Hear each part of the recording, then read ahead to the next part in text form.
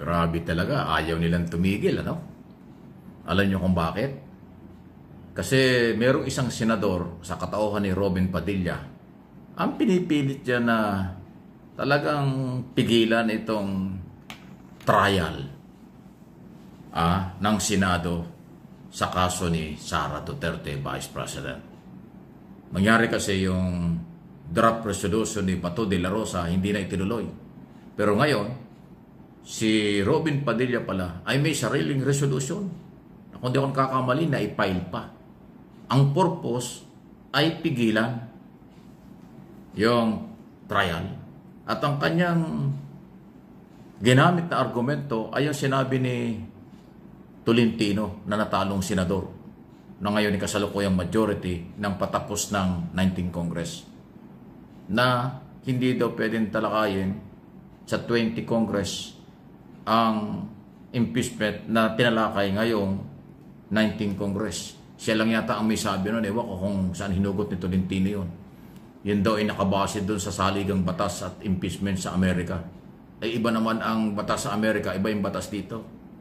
At ang kanyang naging basihan dyan ay June 30, tapos na raw yung term ng 12 senador, so 12 ang matitira, wala daw quorum. Ay samantalang yung oras ng pag-alis niya at ng kanyang kasamahan sa June 30, alas 12 ng tanghali, yun din ang pag-take over ng bagong 12 senador. So walang bakante, majority pa rin, automatic magiging 24 ang senador sa oras ng kailang pag-alis na seconds o minuto lang ang pag-itan, meron ng 20 senador. So paano mo ngayon babasihan yung impeachment sa Amerika na kaya daw itinutuloy yung impeachment do sa isang Congress patungo sa isang Congress kasi 67 senador nakaupo sa Amerika, may quorum. Eh dito naman hindi na nawala ng quorum kasi nga pag-alis niya at yung kanyang kasamahan, automatic uupo yung bagong elected senator. So 24 may quorum, kaya dapat ituloy. Ayun ang argumento So talagang meron pa rin humihiri. Yan nga po ang katakataka dito kaya Robin Padilla na nagmamarunong. Nagmamarunong at nagmamagaling. Akala mo may alam. Diba? Sigurado naman ako na yung mga coach at mga advisor niya ang kumikilos para diyan, ang gumagawa niyan. Siyempre, gagawin niya ang lahat para po mapigilan at madismiss, materminate ang impeachment trial. Pero hindi naman umubre. Diba? Dire-diretso po ang impeachment trial. Marami lang delay, maraming gagawin silang lahat ng mga maka-Duterte para po hindi matuloy, ma-delay ng ma-delay. Pero ang importante, impeachment court na po ang Senado.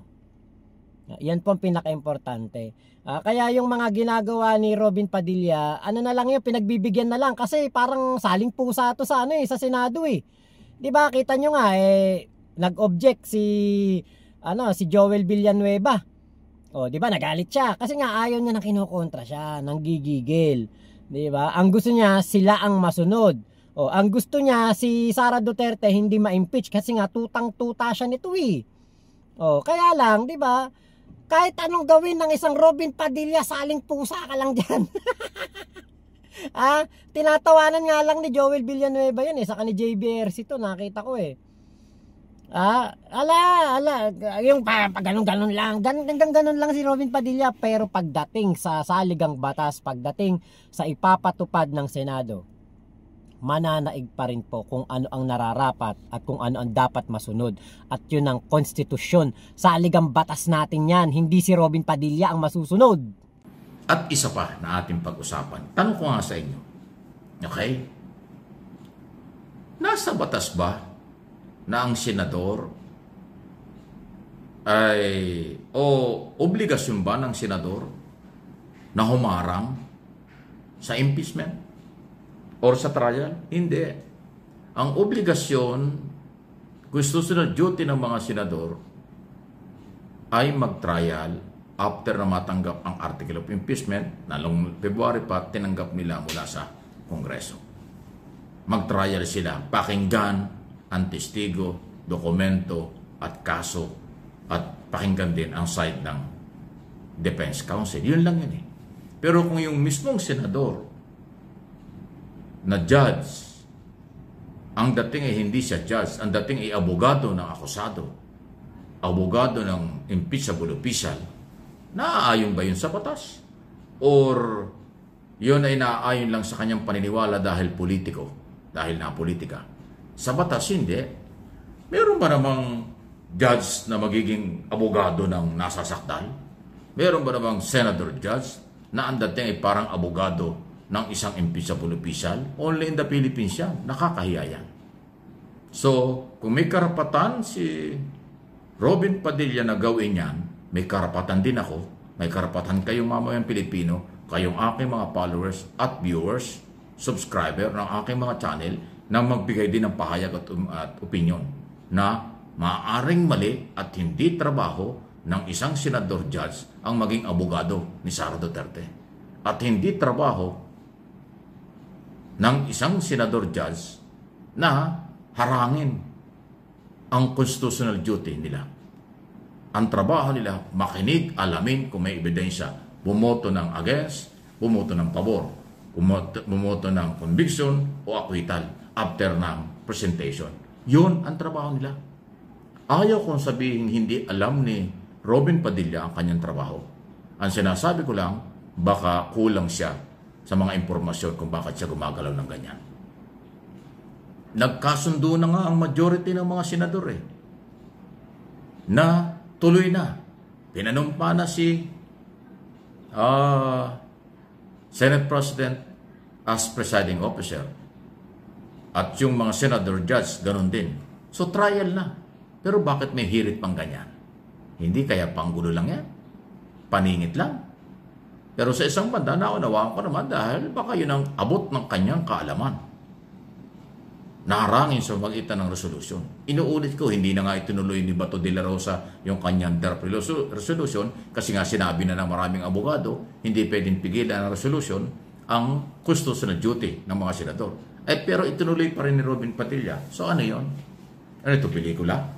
Ano ito, showbiz na galawan? Abay, seryoso ang trial. Seryoso ang pagiging senador judge. Hindi pwede ang comedy dyan. Hindi rin pwede dyan ng hindi naaayon sa kanilang kapangyarihan at batas ang galaw.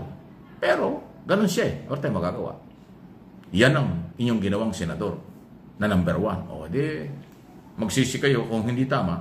Matuwa kayo kung tama ang ginagawa. Pero ako, tinitingnan ko. At may sarili akong opinion at interpretation dyan. Kulang sa information si Padilla. Kulang sa tamang proseso ang kanyang ginagawa. Kasi nga, impeachment court judges ang kanyang trabaho at kanilang trabaho, hindi tagapagtanggol ng akusado. Ayun. Please like, share, subscribe, and follow kung hindi pa dito sa aking channel, MA Pinoy TV, at pakisama ninyo yung isang channel ko, Mike Abe Opinions. Ano nga po ba ang aasahan natin sa isang ex-convict? Ano ang aasahan natin sa isang dating preso na lulong sa pinagbabawal na pulburon noon? 'Di ba? Nalulong 'yan Kaya yung utak niya hindi na po gumagana ng tama, hindi na po nagpa-function ng tama. At ang kanya nga pong sinabi na kahit daw po sunugin siya, mangangamoy siya Rodrigo Roa Duterte, hindi na po normal yan. Dapat na po yung ipa-check up, patignan. Baka po merong kailangang inumin na gamot etong si Robin Padilla dahil nga po medyo parang nawawala na po sa tamang wisyo. Ang pinasok po niya na posisyon sa gobyerno ay bilang isang senador. At ang senador gumagawa po ng batas para sa ikabubuti ng taong bayan. Pero ang ginagawa ng isang Robin Padilla na hindi naman abogado ay nag-aabogado ng isang magnanakaw. Na hindi po tama. Hindi po katanggap-tanggap sa ating mga Pilipino ang ganitong gawain. Dahil po, tayo nagpapalamon, nagpapasahod kay Robin Padilla. Tayo po ang nagluklok sa kanya. Diba ginawa nyo pang number 1 senator yan? Tapos makikita nyo ganyan ang asta sa Senado. Sanggano. hindi po yan katanggap-tanggap na ang pinagtatanggol niya ay yung nagnanakaw sa kaban ng bayan. Yung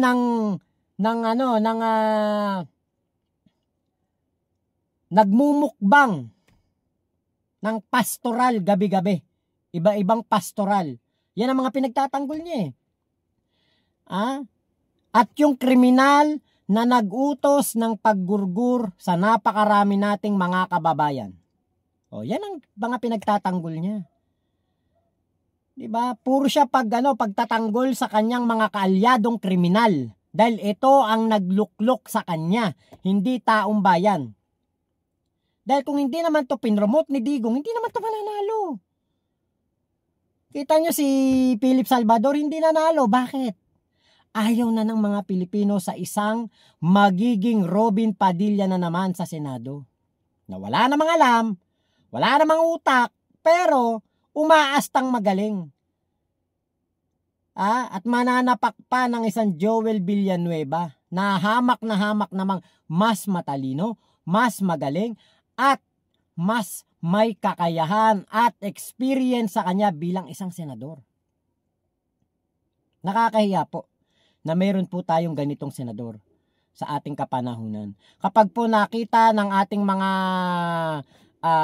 kabataan, next 50 years o next 100 years, makikita nila ang pangalan ni Robin Padilla na nakaukit sa Senado. Makikita nila, ay naging parte pala ng Senado tong tong sangganong pusakal na ex-convict na ito. Makikita ng mga kabataan, 100 years. After na tong taon na to, so 21, 25. Makikita ng mga kabataan, ay, ang bobobo pala ng mga natin noon, ng mga ninuno natin noon. Ang tatanga, isang Robin Padilla o ginawa nilang senador. Tapos nagsasanggan sa Senado, mananapak ng isang Joel Villanueva. Naku po, kahiya-hiya. Kunwari ako, tanungin ako ng apo ko. Tanungin ako, Lo, ba't po naging senador si Robin Padilla? Alam mo, sasagot ko, hindi ko rin alam. Ang tatanga ng mga bumoto dyan eh. Kita nyo. Binoto, ginawang number 1 senator. Ayun, nagmatapang. Lumaki ulo, akala mo siya na pinakamagaling na senador. Nag-number 1 ka lang, Robin Padilla, pero hindi ka pinakamatalino, hindi ka pinakamagaling. Tandaan mo, mahina ang ulo mo, hindi ka pang senador. Dahil lang kay Digong, kaya ka naging senador. Pero, kung hindi ka pinromote, hindi ka kinandidato ni Digong, wala ka ngayon sa uupuan mo. At sigurado ko, kung hindi ka pinromote ni Digong, wala sanang bobo ngayon sa Senado. At ang ginagawa mo ngayon ay ang super duper over na pagtanaw ng utang na loob kay Digong. Nakulang na lang, kainin mong kanyang tumbong sa ginagawa mo. Nakabobohan dyan sa Senado. Kahit na unconstitutional, kahit na palpak, talagang ipipilit mo para lamang maipakita mong himod tumbong ka kay Digong. Nakakahiya po, nakakahiya. So yun lamang po, maraming salamat sa pagsama nyo sa aking vlog na ito. Thank you po Sir Mike Abe sa